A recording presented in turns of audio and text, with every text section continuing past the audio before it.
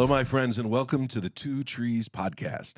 I'm John Dillon, and I'm here with Jacob Kessling. What's up, guys? And Rose Moeller. Hey, everybody. We're here to talk about angels, demons, ghosts, the pagan gods, and the weird corners of the Bible.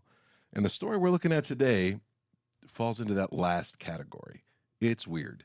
It's definitely strange, and it's one of my favorites. But all in all, we're here to talk about Jesus. As Deuteronomy 10:17 describes him, the Lord your God is the God of gods, the Lord of lords, mighty and awesome. Hey, it's great being back with you guys, and just wanted to just put a request out there to whatever platform you listen to us on, just to leave a review, share with some friends, or maybe invite some friends over and listen to one of our podcasts and just talk about it. We'd love to hear from you. Like, follow. We love all that stuff. We appreciate all our listeners, and we just appreciate all the feedback that you give us.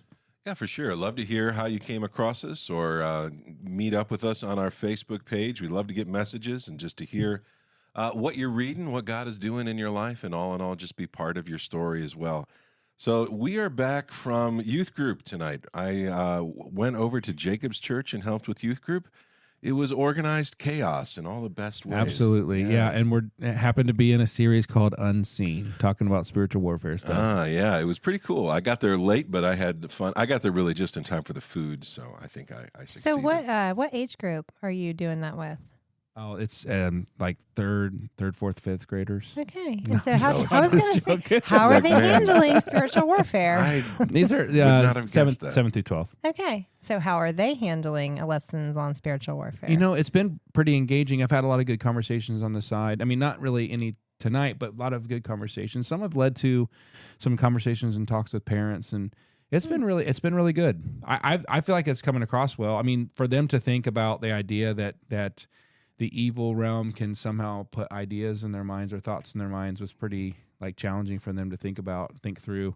And just talked about isolation from friends and how Satan kind of likes to push us away from, people and tell us that no one loves us and those type of things.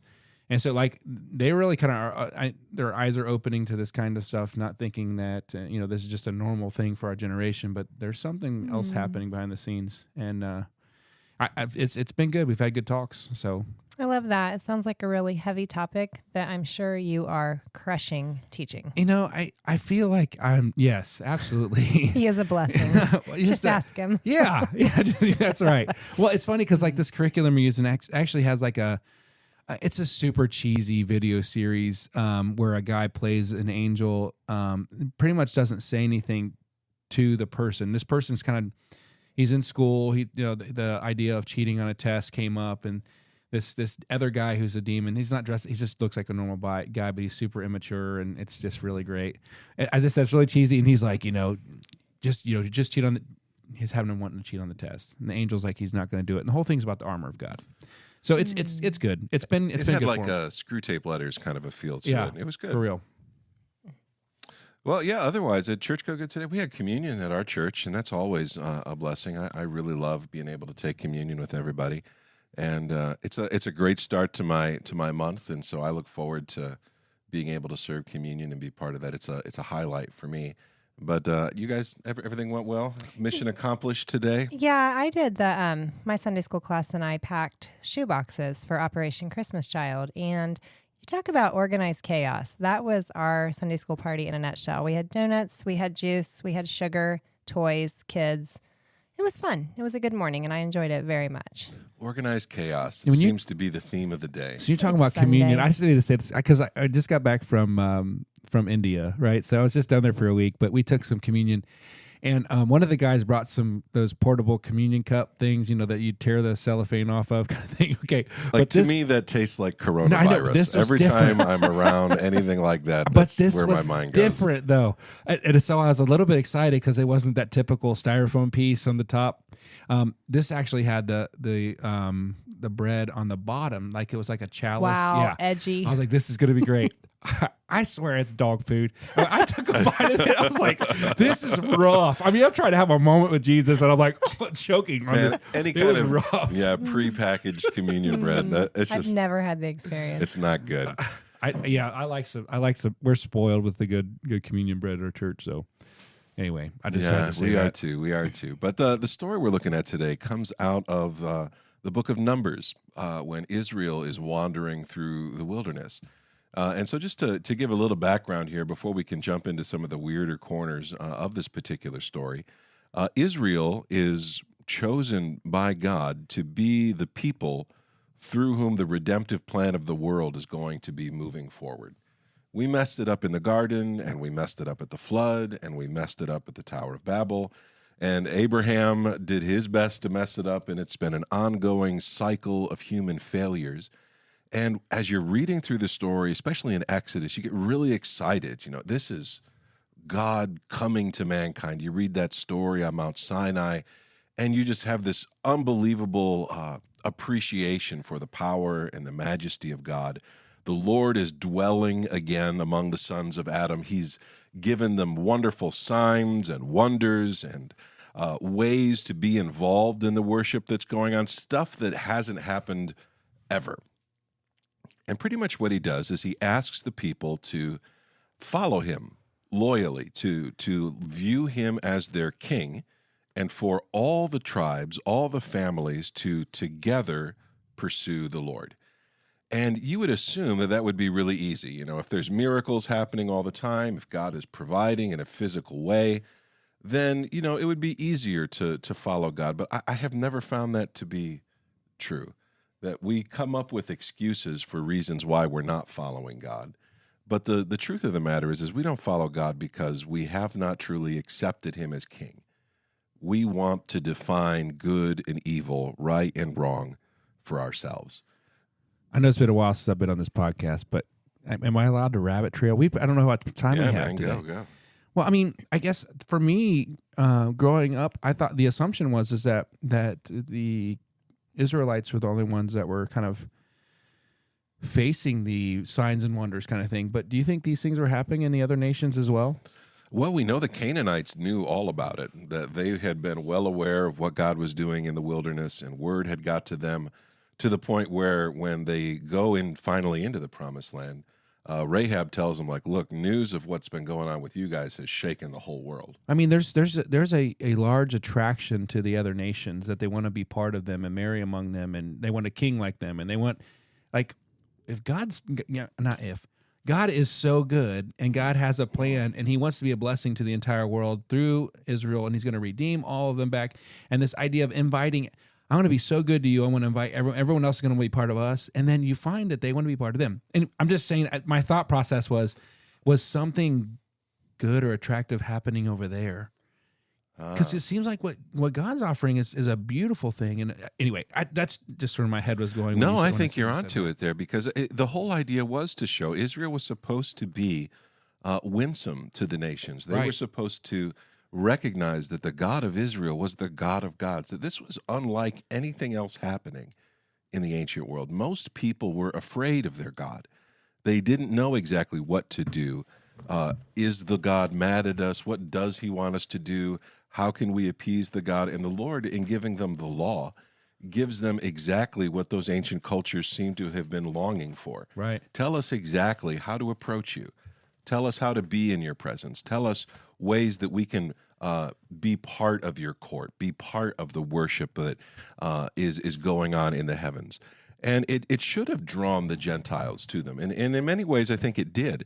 But it also, when it was boots on the ground, it was grumpy people demanding to be catered to. And I don't think anything's changed. No, that's right. So I have a question. I feel like I start a lot of sentences out that way. I'm sorry, but one thought leads to another, and then I'm like, now I know what I want to ask. Just ask the question. I know, Rose. sorry. Okay, you're the Carry rabbit on. trailer. Hello. So I think my You're question... you're jumping down the trail. Okay, I am. I'm on the Good. trail now.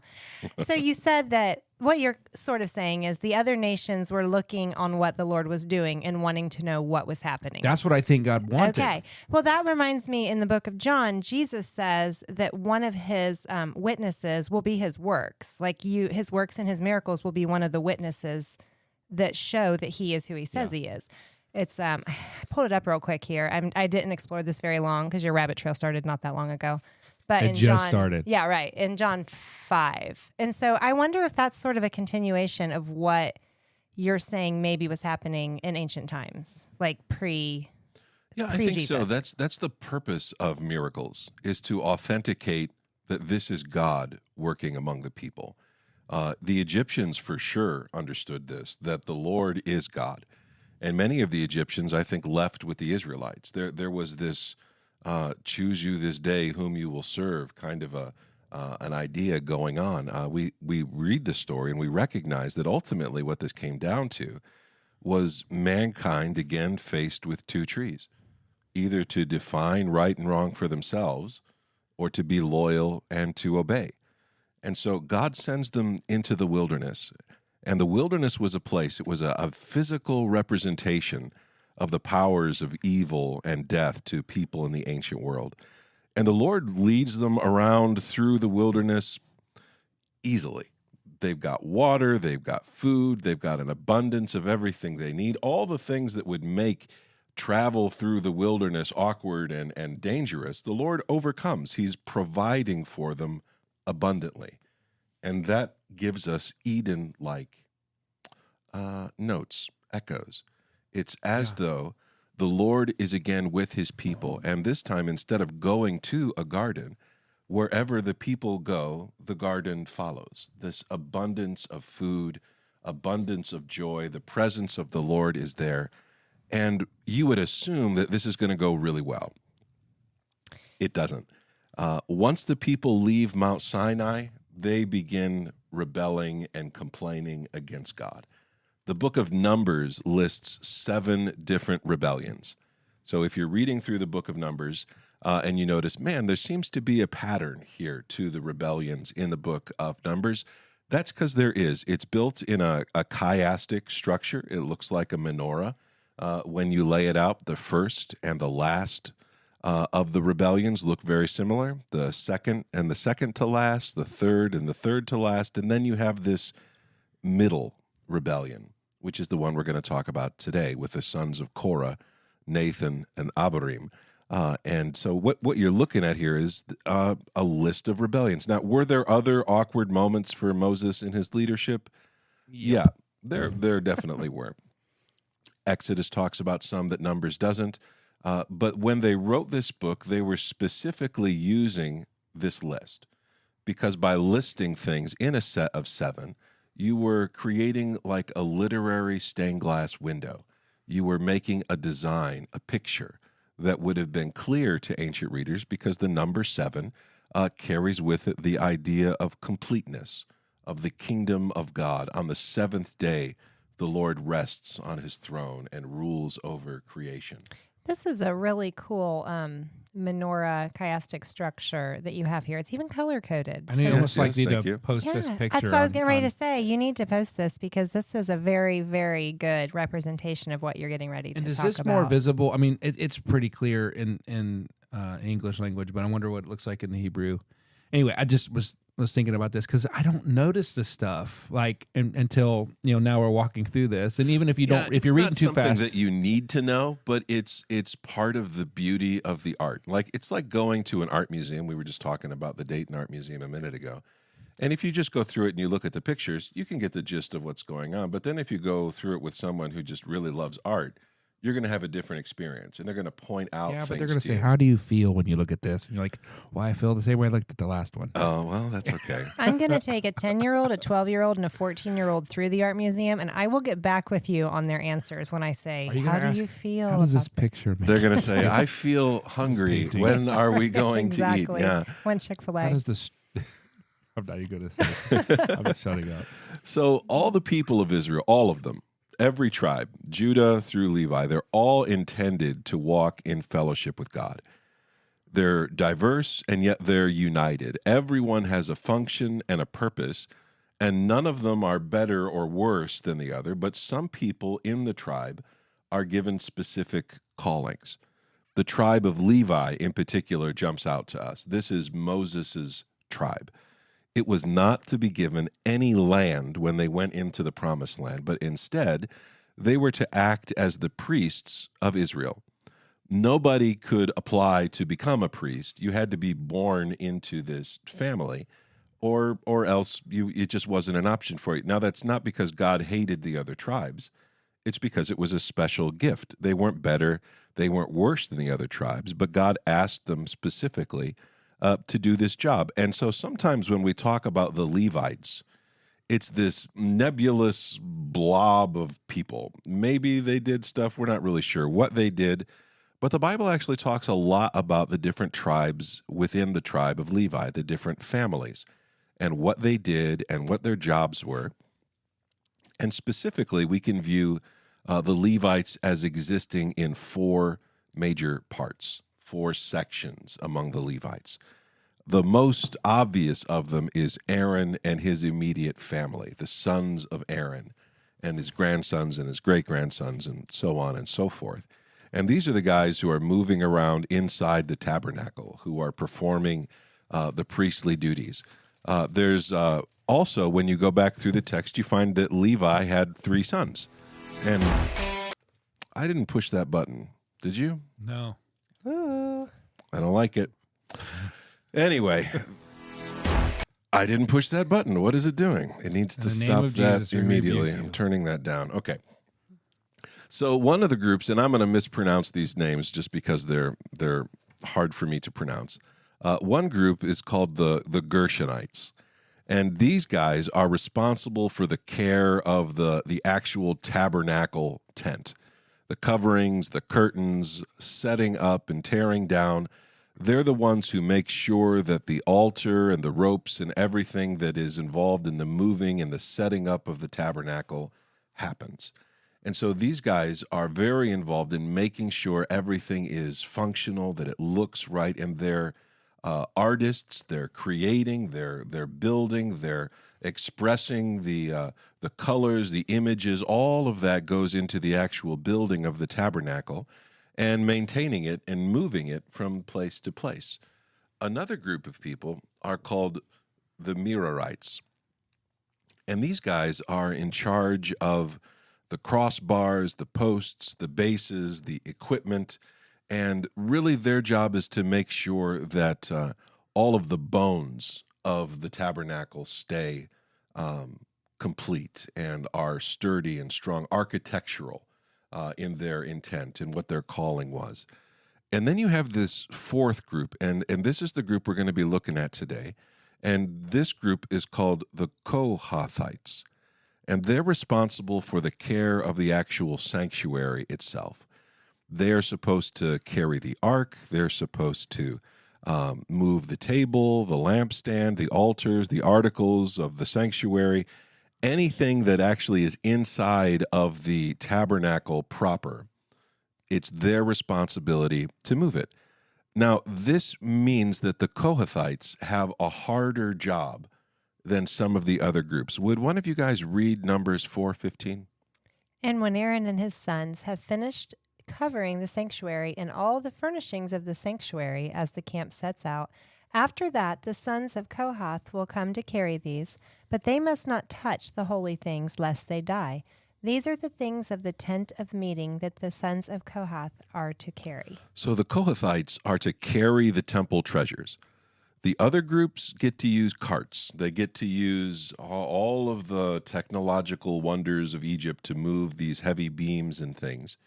But the Kohathites have to carry everything because the Ark of the Covenant isn't supposed to go on the back of a donkey. You're not supposed to load it up like you're just on a moving day. You carry it because it's holy. And on top of that, even though they're carrying them from place to place, these items are so holy that the Kohathites weren't supposed to actually see them. And so when they come into the room, they're already covered up.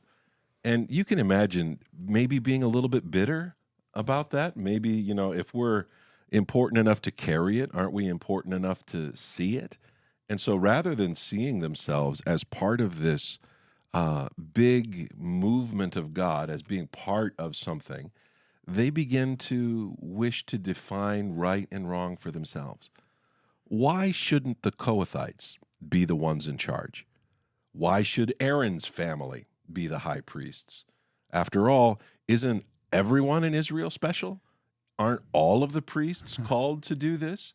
Why should only this select family be allowed to do it? maybe This sounds like some church meetings and stuff. I mean, it does have a flair of a deacon's my meeting. job is God much bed. more important than yours. Yeah, and it isn't like if totally you're do going to without think that structural yeah, stuff. Paul talks about this, right? If one part of the body views itself as more important than the other, then the body is broken. It's not working. And so what they're called to do is to serve together, to value one another, and to be humble. Instead, they're lifted up with pride. There's this sense of jealousy, a sense of hatred that develops, of power, and who gets to be in charge, and why don't we do things my way? And so what was intended to be viewed as an honor was instead viewed as a burden. Can we just back up a minute? In your 4 parts of the Levites, Aaron and his sons is the first part. What are their duties specifically? Oh, that's a podcast all on its own. I'm sure it is. They're offering, lighting the candles on the menorah. They're ministering at the table of showbread. They're burning incense. So they're doing most of the priestly duties, and these guys maybe are starting to view themselves more as like pack horses. Yeah, you get the idea that they wanted the power. They felt as though it was unfair that Aaron's family should be exalted and not them. And Aaron's family is also their boss. So, yeah, and to make it worse, they're related. Right. This is a family dispute. Nothing like family feuding to working for a relative make us relate can be rough. to people. And so, the Aaron has this job, and honestly, Aaron has messed up really bad. He's the guy who built the golden calf.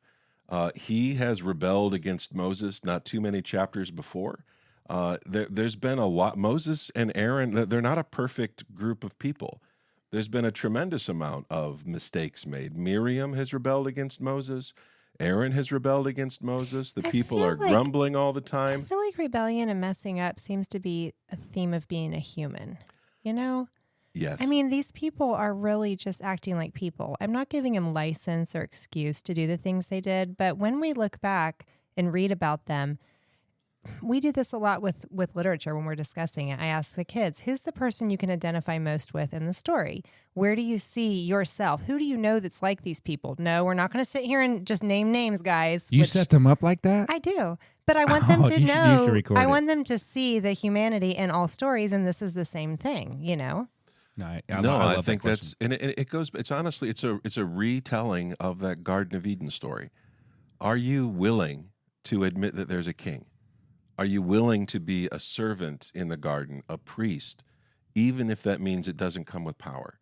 Are you willing to be a gatekeeper in the temple of the Lord rather than to be the star of the show?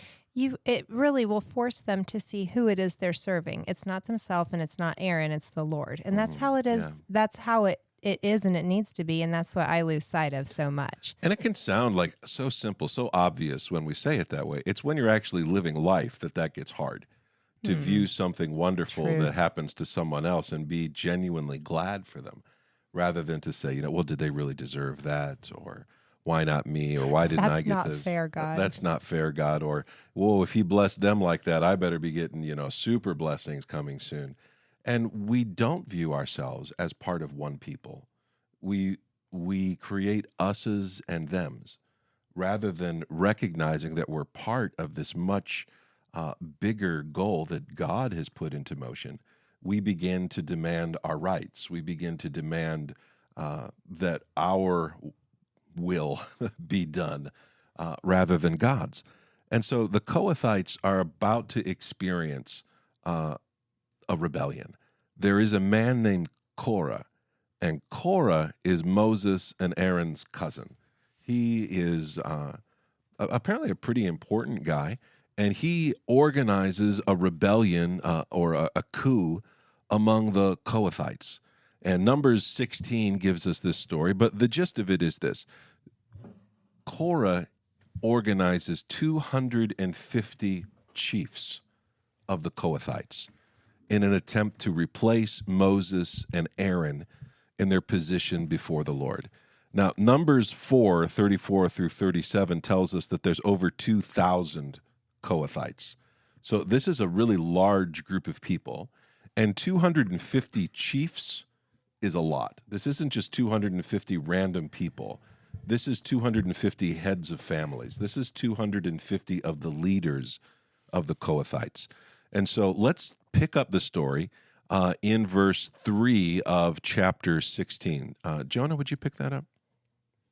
Jacob. Yeah, Jonah's not here. How about Jacob? It's okay. It's been a long time since I've been on here. They assembled themselves together against Moses and against Aaron, and said to them, "You have gone too far, for all in the congregation are holy, every one of them, and the Lord is among them. Why then do you exalt yourselves above the assembly of the Lord?" When Moses heard it, he fell on his face. And he said to Korah and all the company, "In the morning the Lord will show us who is his, and who is holy, and will bring him near to him. The one whom he chooses he will bring near to him. Do this, take censers, Korah and all his company, put fire in them, and put incense on them before the Lord tomorrow. And the man whom the Lord chooses shall be the Holy One. You have gone too far, sons of Levi." Now, you notice that repeated phrase, "you have gone too far." It brackets this particular tale, the beginning and the end. And if you're reading this, you should notice this has real Mount Carmel Elijah kind of a vibe to it. Let's see who is in charge here. Let's see the God in motion. And so the argument that Korah and his rebels are making isn't that Moses isn't important. It isn't that God isn't God. It has nothing to do with a rejection of God and everything to do with the rejection of God's man, of Moses, and to question him. And so they say, listen, every one of us are priests. We are all special. We are all holy. And then they begin to act as though they're not. Rather than growing the fruits of the Spirit, they begin to grow the fruit of another garden. They're filled with jealousy and with pride and with hatred. And they say, listen, why do you exalt yourselves above the assembly, as though Moses went out of his way to be in charge? And anyone who read the story of God sending Moses at the burning bush should recognize Moses tried really hard to not have this job. It's definitely not something that he was eager to do, but it's what God asked him to do. And so they're being asked to accept someone other than themselves, and they don't like it. That idea isn't going to go down well. And so they accuse him of having set himself up as their ruler. And Moses responds not by his credentials. He doesn't respond by saying, "How dare you question the man of God?" He doesn't begin to be abusive. He doesn't call them names. He doesn't go out of his way to be mean-spirited or to cut them down to size. He doesn't call the other tribes and arrest these guys. Instead, he looks to them and says, "Go to the Lord. If you're a priest and you think that this is your calling, take censers," which is like a bowl that you would carry coals in to perform a sacrifice. Approach the tabernacle with your censers filled with fire. And if the Lord accepts you, he accepts you. But I'm telling you, you've gone too far. You have really gone not following the will and the word of God, but you have attempted to tell God what he should and shouldn't do. So did something happen that caused them to assemble themselves together against Moses and Aaron? Did Spiritual I miss something? warfare. Okay. Division, divisiveness. This is what happens. All right. I didn't know. And they seem to be proud enough, like they actually probably think they're going to be accepted. Yeah, I mean, it's they not carry a the terrible, Holy of Holies. I mean, they're pretty. It's not a important. terrible argument, to say, hey, aren't we important too? Shouldn't we be involved in this? Isn't this all about me being blessed? And if you talk to most people, Christianity is about me getting what I want, and we reduce Jesus to just being like a genie who grants wishes, and we come to him with requests and demands, and it's his job to dance to our tune. Rather than approaching him as the king on the throne, we look down our nose. C.S. Lewis wrote this really great article. It's called God in the Dock, and he says, ancient peoples looked at themselves as on trial before God, but modern people have God on trial and themselves as the judge. We've flip-flopped this, and that's what Satan tries to do. Has God really said that you can't do this? look at it? Don't you want it? He's trying to keep something from you. So do you, this might be a little bit of like biblical fan fiction. Do you think that they wanted to do some of Moses's and Aaron's job, or do you think they wanted Moses and Aaron to help them do their job? Do they just want to level the playing field a little bit, or No. is this a power grab? This is a power grab, and it's going to extend beyond the Kohathites. You asked if there was a event that really drove this, and I think there was. This isn't very long after Israel has turned back from the borders of the Promised Land. They went right to the edges of it, and they failed to go in and take it. So do you think there was some resentment built up against Moses? Yes, I do. And I think Korah wants to set himself up as the religious power, and these two other guys who are Reubenites are going to try to take the political power. So this is more than just a religious coup, it's a political coup. There is a tribe called the Reubenites, and the Reubenites are the firstborn of Jacob. They're the oldest of the tribes. And in a lot of ancient cultures, if you're the oldest son, you inherit. So there's this idea floating in the background here. Why should Reuben's tribe just be one of the 12? Why shouldn't we be the first of the 12? And you meet these two guys, one called Dathan and one called Abiram, and they rise up against Moses, and they question his ability to lead the people into the promised land. Rose, will you pick up verse 12? And Moses sent to call, Dathan and Abiram, the sons of Eliab, and they said, "We will not come up. It is a small thing that you have brought us up out of the land flowing with milk and honey to kill us in the wilderness, that you must also make yourself a prince over us. Moreover, you have not brought us into a land flowing with milk and honey, nor given us inheritance of fields and vineyards. Will you put out the eyes of these men?" This is an expression which means to give false hope. That's a John Dillon. Yeah, I know. addition I there. just thought Sorry. I would, we will not come up. And Moses was very angry and said to the Lord, "Do not respect their offering. I have not taken one donkey from them, and I have not harmed one of them." And Moses said to Korah, "Be present, you and all your company, before the Lord, you and they and Aaron tomorrow. And let every one of you take his censer and put incense on it, and every one of you bring before the Lord his censer, 250 censers, you also and Aaron, each his censer." Makes you wonder if they're getting the idea here. So every man took his censer and put fire in them and laid incense on them and stood at the entrance of the tent of meeting with Moses and Aaron. Then Korah assembled all the congregation against them at the entrance of the tent of meeting, and the glory of the Lord appeared to all the congregation. Oh, man. The things epic got moment right heavy. here. Yeah. I would have just like, hey, can we opt into another option of maybe getting a vote from the families and just see who they want in charge? Moses is taking it straight to God. Yeah. Like, I think that's just And awesome. He calls for the tribes to support him. He calls for Abiram and Dathan to come and to honor their pledge. These are his kinsmen. They're supposed to come when Moses calls, when he needs help. And instead of coming, they tell him, "No, we're not coming. We're not coming up there because you snapped your fingers and commanded us to come. You are a little out of line, Moses. You didn't deliver what you promised. You didn't take us into the promised land," as though that was Moses' fault.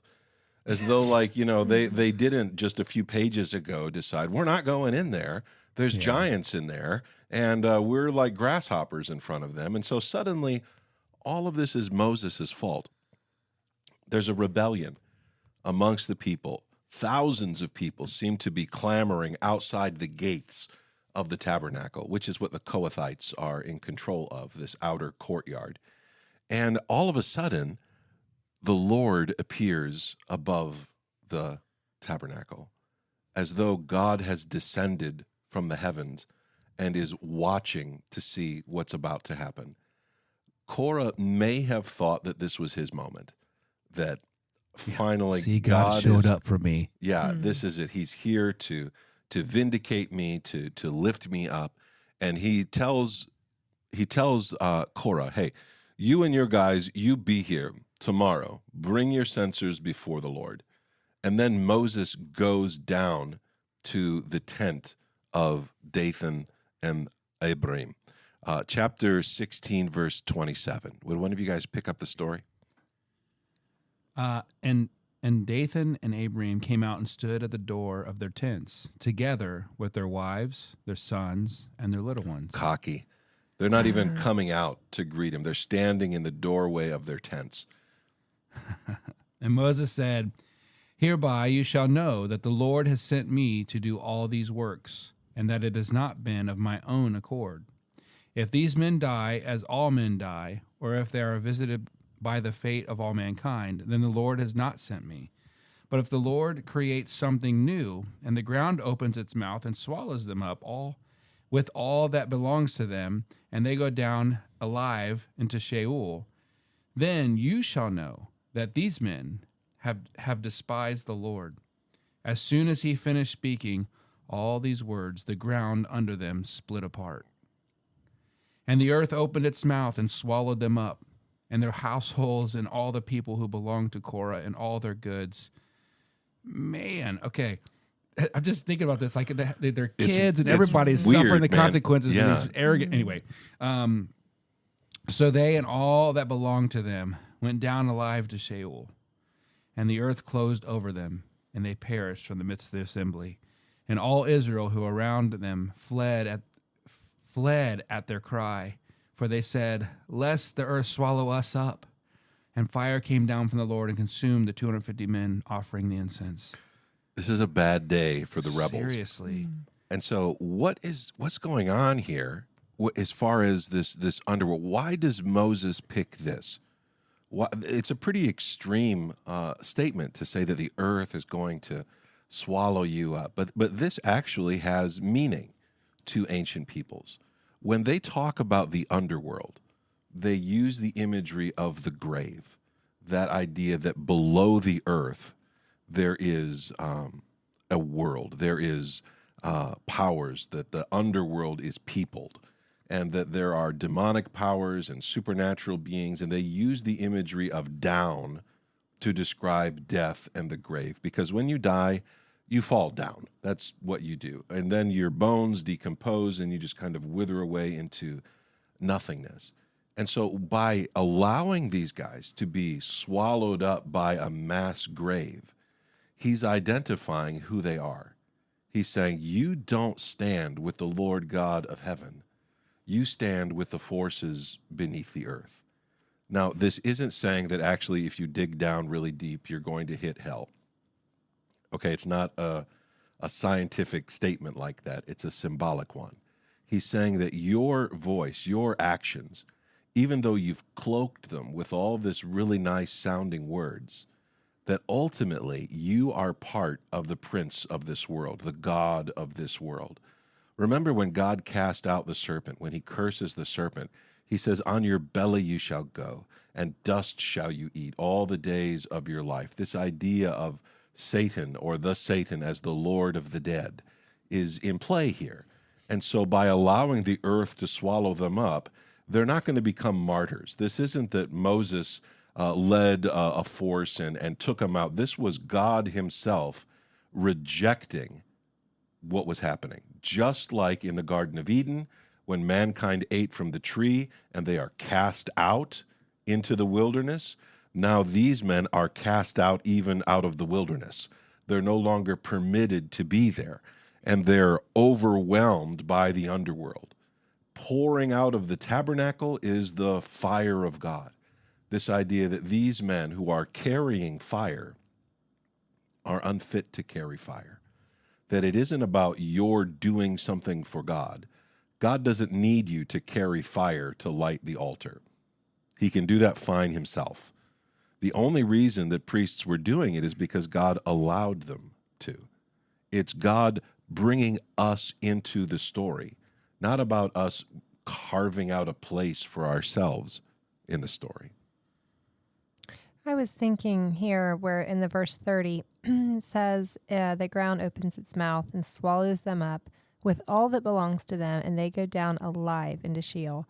Then you shall know these men have despised the Lord. I'm just trying to put myself in Moses' place for a minute, and he would have grown up in Egypt, and their burial rituals were incredibly elaborate. everything had to be done just right. You had to have like your heart weighed against a feather and your brain pulled out through your nose. And I think they just threw that away. But to be able to proceed into the afterlife required so much preparation. Now, I know that Moses was a follower of Yahweh, but I wonder if some of his upbringing played into this. Like, hey, if you go into the ground alive, that's pretty much toast. Like, you've got no hope. I think it's difficult for us to imagine that the majority of these men and women following Moses grew up in Egypt. Like, I know we say that, but we don't really think that. We got to remember that their worldview is an Egyptian one. They weren't attending synagogue on a weekly basis and having the rabbi come out and teach them. Most of their worldview is going to be seen through Egyptian iconography. And to them, the underworld opening up, just like any other culture in the world, is going to have real evil connotations to it. But isn't that like, I keep thinking about like the scapegoat. I'm thinking about like their attitudes, their pride, their arrogance. God's sending it along with them and their family where that goes. It goes where it belongs. Yeah, there's a very real scapegoat connection here. For those of you who aren't familiar with the scapegoat, they would bring a sacrifice, a goat, and they would sacrifice it to the Lord. And then another goat, they would go and they would place their hands on it and symbolically place the sin of the people on the scapegoat. And they would send it out into the wilderness, a goat for Azazel. And the idea wasn't that it's a sacrifice to Azazel, but you put sin where sin goes, out of the camp. You drive it away. It's not part of us. You send it into the realm of the dead. And so what was taking place symbolically with the scapegoat literally happens in the tents of the Reubenites here in the story. I just think and then as I'm reading this story, it has as thinking about Achan and how, he did what's wrong and hid the stuff under the tent, but all of his family, his kids and everybody were killed because of it. And here, the arrogance and pride, now their wives, their children, their little ones are all getting swallowed up. Now, you'll notice that it says all of their children. We know that this is a bit of hyperbole. Not all of the sons of Korah are killed, and we're going to get into that in a moment.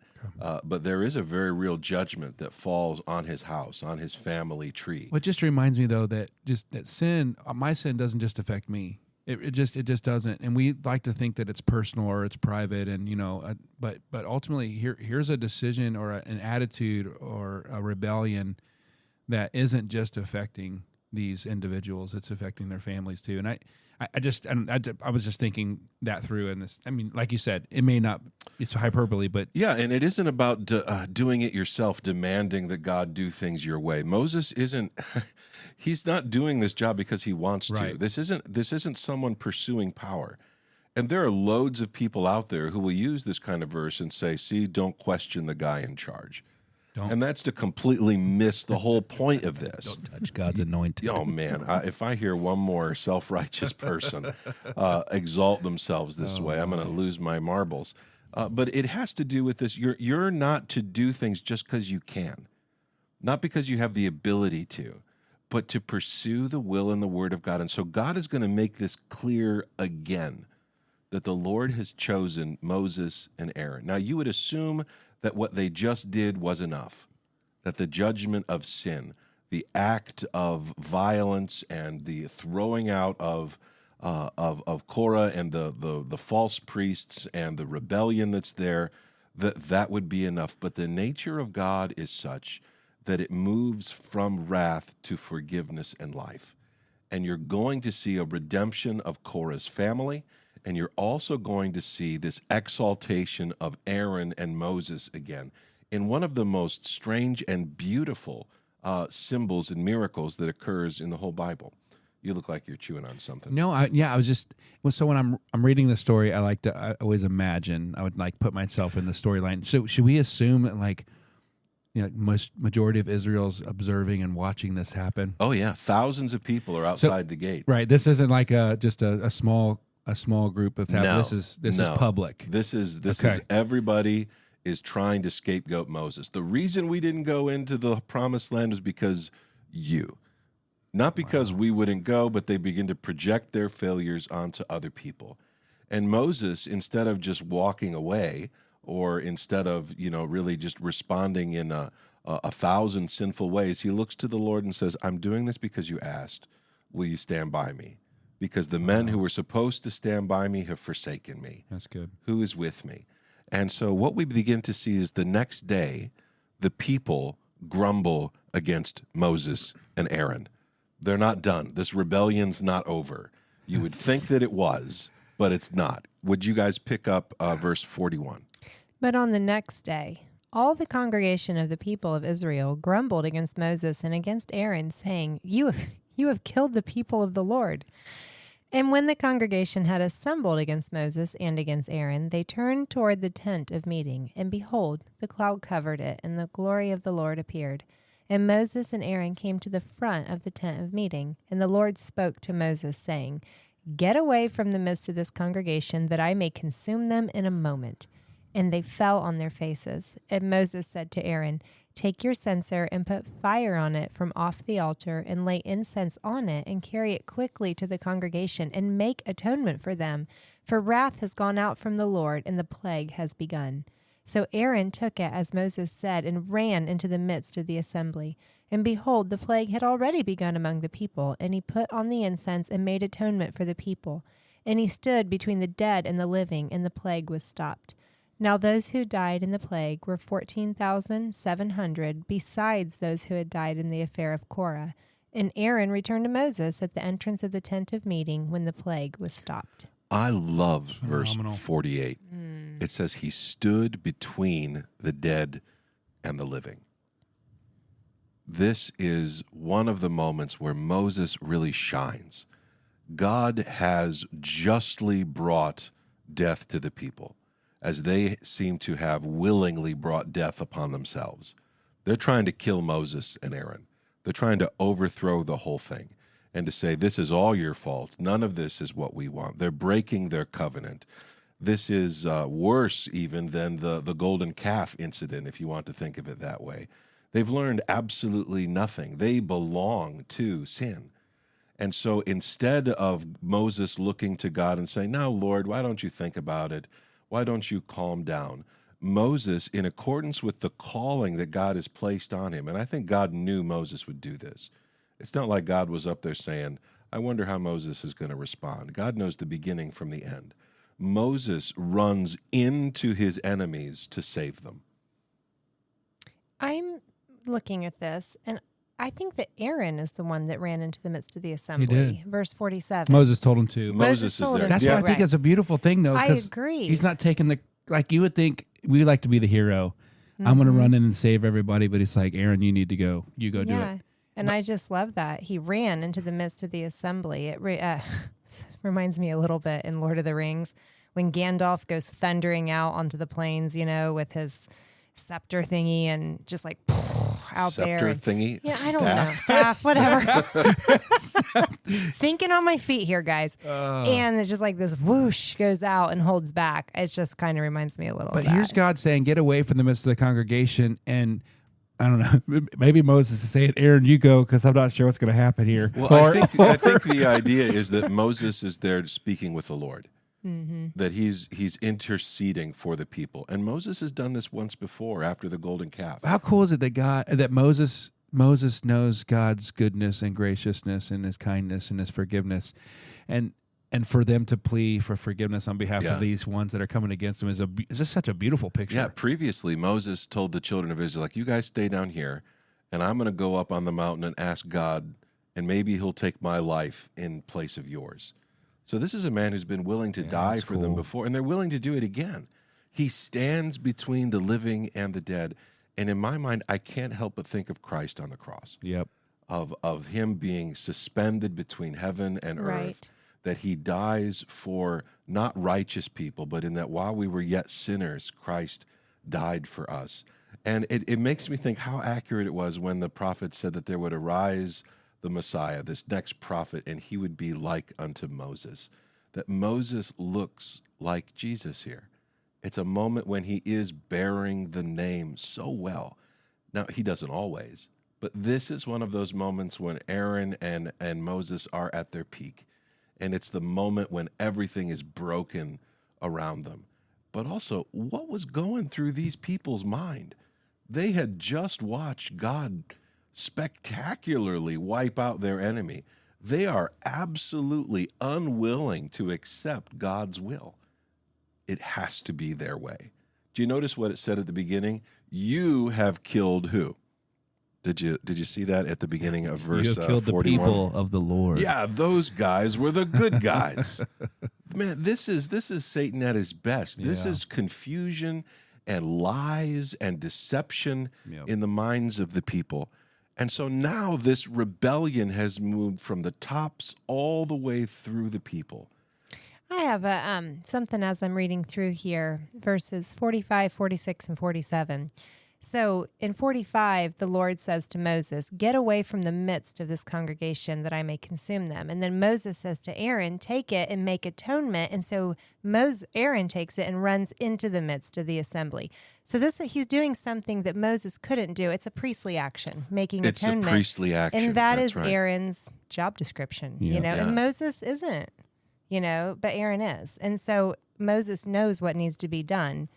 And he turns to Aaron and was like, "This is you. Go do your job." Oh, man. I think there's so much here to really look at. The idea of take the incense with you, light this fire, to take the prayers, to take this symbol of holiness into the midst of the dark and the anger and the violence that's there, and to let mercy and deliverance come upon a people who are completely unworthy of it. And so you said earlier, where do you see yourself in the story? I think I'm with the crowd rushing in on Moses. I'm the guy who's constantly misunderstanding what God is doing and demanding that he do things my way.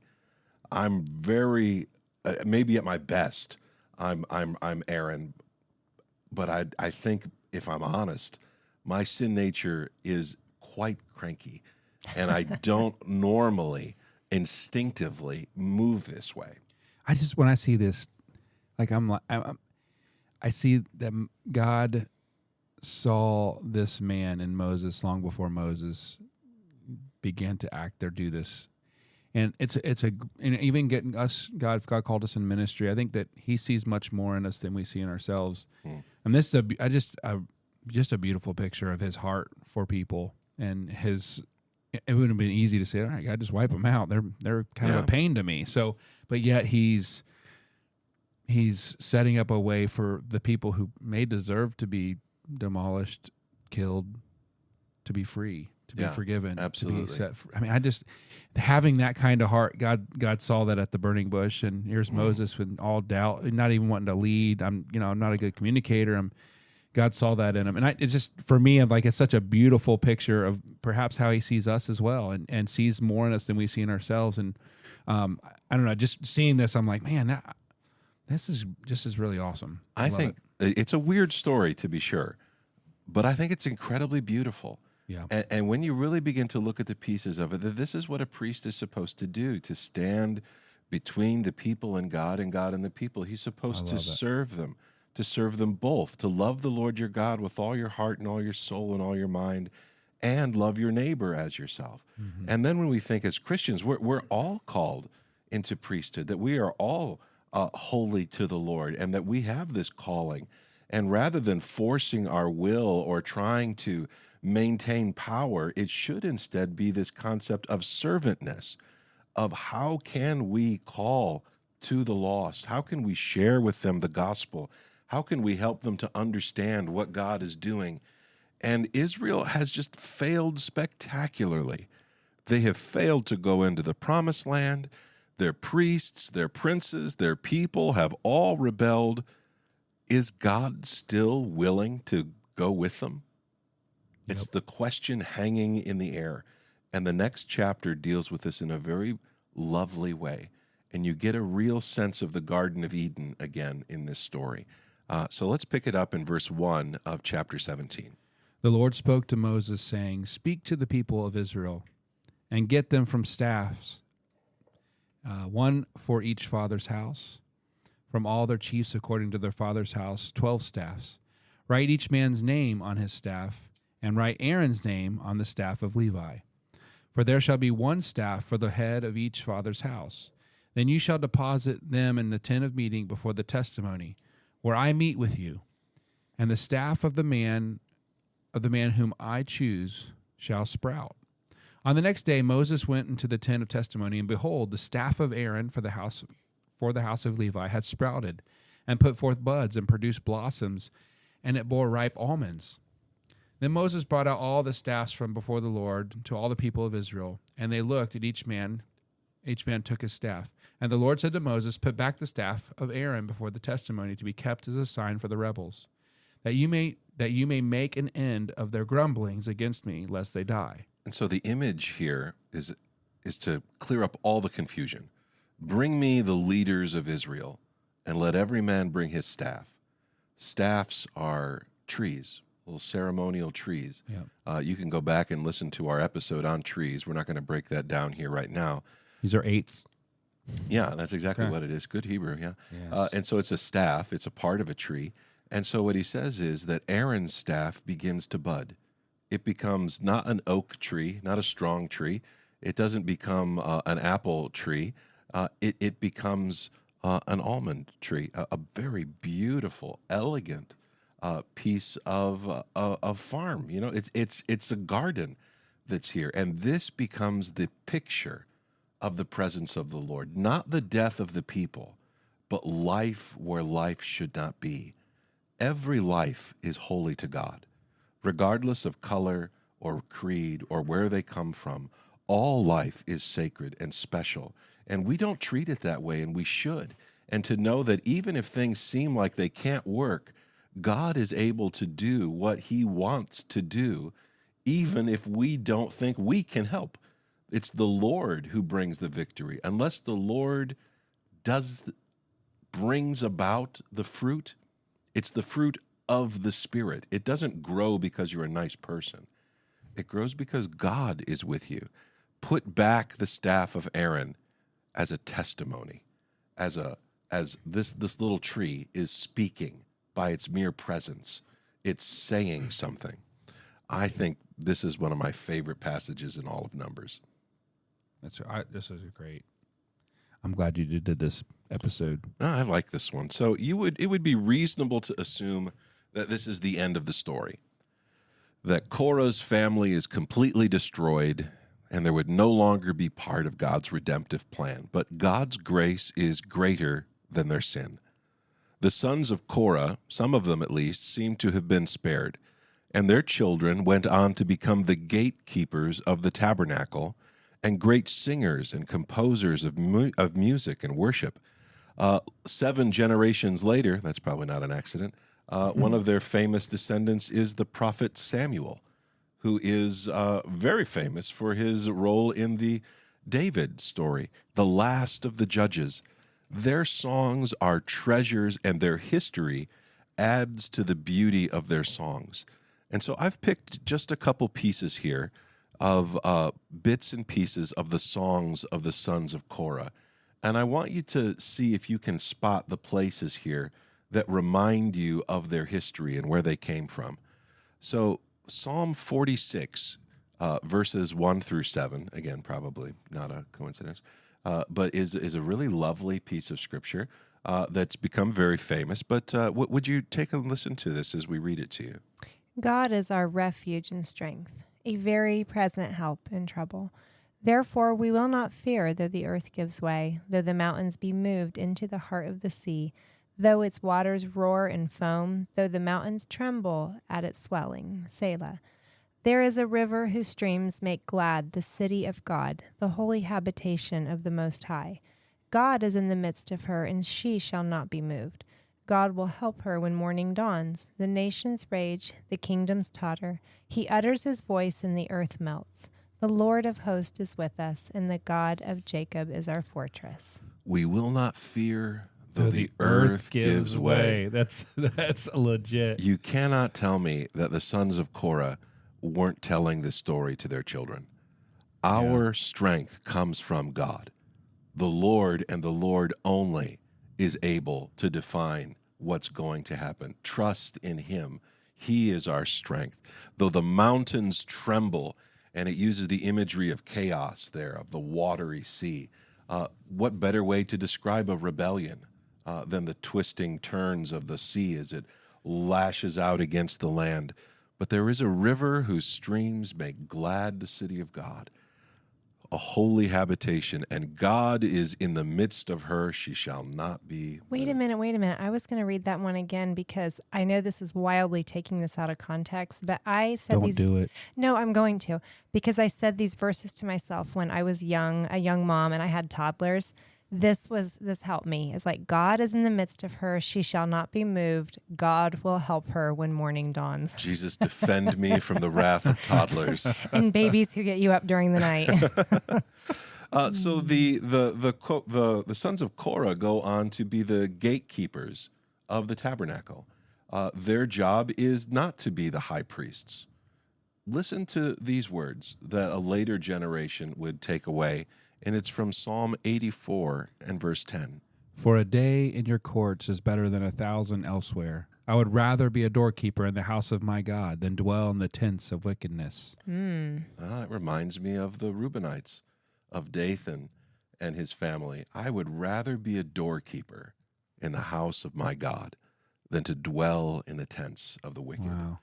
This, knowing the story, adds to the richness, I think, of these Psalms. Absolutely. There's a really beautiful place, and we'll kind of end here with the sons of Korah in action later on in the book of Chronicles. This is from 2 Chronicles chapter 20, verses 15 through 19. And this is a place when Israel's being invaded, and they don't think they have the strength to overpower their enemy, and everything seems wrong. And the sons of Korah speak up. They sing their faith in God, and there's a great victory that comes. But listen to this story.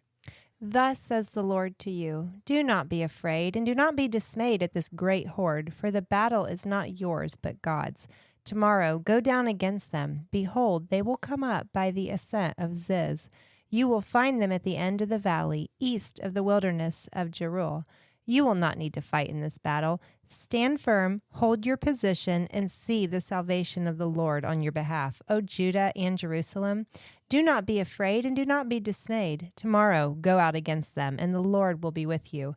Then Jehoshaphat bowed his head with his face to the ground, and all Judah and the inhabitants of Jerusalem fell down before the Lord, worshiping the Lord. And the Levites of the Kohathites and the Korahites stood up to praise the Lord, the God of Israel, with a very loud voice. I love it. Everyone love to there. be there? Yeah, wow, it's amazing. They respond with shouts for the Lord.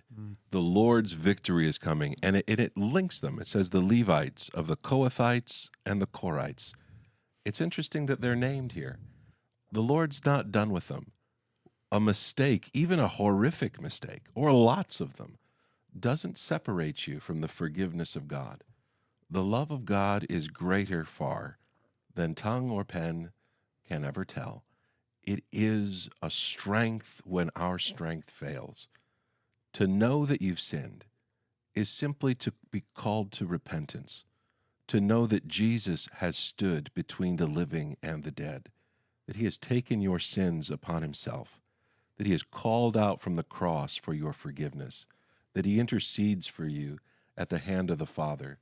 The love of God is with you. If you're struggling, if you don't think you're worthy of God's love, let the story of the Korites come back to mind, that God loves sinners, and he died for us, and he rose from the dead on the third day and has called us from death to life. The Bible is filled with lots and lots of strange stories, and I love them because I think they show Jesus as Deuteronomy 10:17 describes him. The Lord your God is the God of gods, the Lord of lords, mighty and awesome.